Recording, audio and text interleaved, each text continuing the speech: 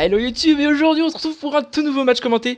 J'ai voulu poster un match avec cette fameuse team superbe, franchement, Mega Karchak Rock avec Danslam allié à Porygon 2, c'est le cancer.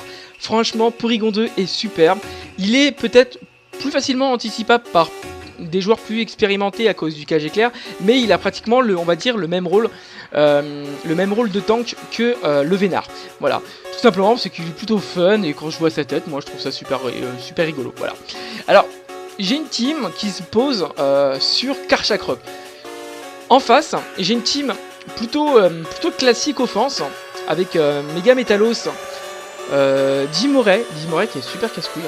Franchement, c'est un Pokémon assez impressionnant au niveau offense parce qu'il il peut contrer pas mal de méta, surtout qu'en ce moment il est surjoué et qu'on voit plus beaucoup de Boreas totémique, c'est bien dommage. Et on a Chapignon, le counter des counters, voilà. Moi je vois cette team, je me dis il faut que je me débarrasse de Latios et de Dimoray pour que je puisse placer tranquillement mon Mega Karchak Rock dans Slam. Donc du coup, vu que j'ai accès à tête de fer, je suis à tête de fer, séisme, Draco, Griffe et Danslam. Donc du coup en fait il y avait juste à me débarrasser de Latios et de Dimoray pour gagner le match. Voilà. Alors je mets le replay en cours. Il balance Chapignon, j'envoie Karcha. Je switch directement pour envoyer Ferro. Je prends le sport, tant mieux. Je peux pas me permettre de perdre Karchak Rock dès le début. Je me dis je balance une rangée de Pico histoire de tuer les ceintures force. Il fait Hydro Pump, il a peut-être anticipé en disant que j'ai anticipé le feu follet sur Itran et donc du coup il a fait Hydro Pump. Donc du coup là je fais ce qu'il avait sûrement prédit au début et je balance Itran. Il décide de switcher et j'envoie Toxic pour anticiper sur Latios parce que c'est ce que je me suis attendu. Là je vois Plénitude et là je me dis je vais poser les pièges de rock pour forcer l'anti-brume et donc lui faire perdre un tour et donc le consommer avec le Toxic. Malheureusement je pense pas qu'à mon avis qu'il avait anti-brume. Il place la Draco Météore, je prends 67%, il est Life Orb. Et là je fais Gyro Ball, donc du coup je me suis débarrassé d'une des deux menaces de Karcha.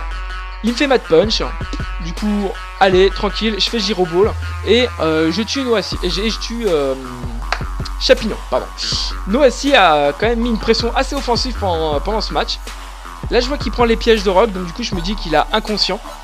Et je profite à poser les Vampigraines. Et là je fais Gyro Ball et là tout simplement je tue le Mélodel, pardon. J'ai un souci avec les noms aujourd'hui.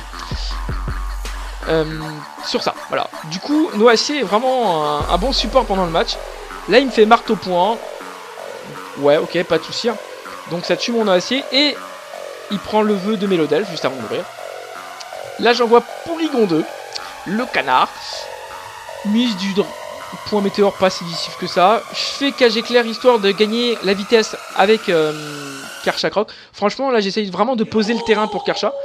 Bon là vu le reste, vu ce qui reste de toute façon j'avais pas grand chose à faire.